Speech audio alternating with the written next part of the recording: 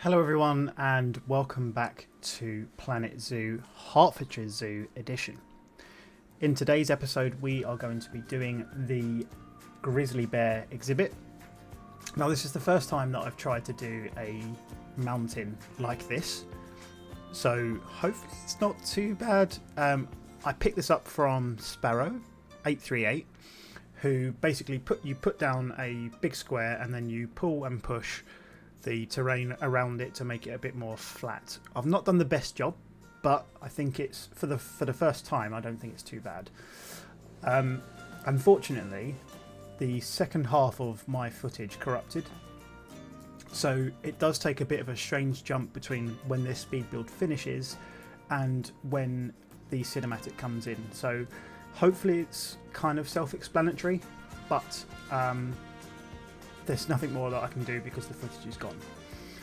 However, what I wanted to do in this exhibit, I'll give you some explanation so it makes a bit more sense, is to have this big mountain kind of cave area similar to what we had for the cheetahs, but less square, more natural, as if it was like they were hibernating.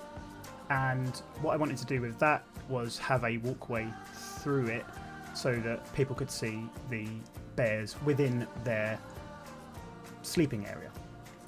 Now to do that I've made the mountain, and then I've put down some archways which allow you to pull and push the ground around it without disturbing, and it keeps it nice and straight through, so that I am able to go in and add these walls, floors, ceilings, etc., and still have a relatively uniform area.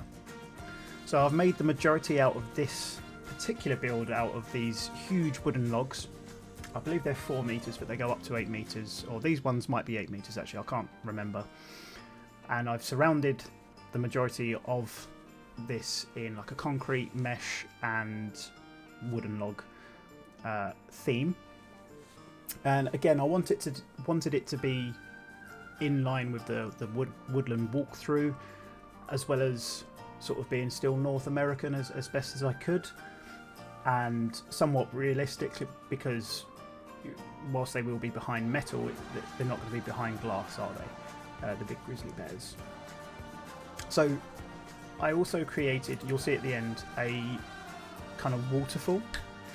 And what I've done with the waterfall is I grabbed 4 of the waterfalls that are made on this and made them go underneath each other, but for every new layer, so to speak, I was extending how far out that was, so it kind of creates a flow coming down on the right hand side of the exhibit, but you will see that at the end.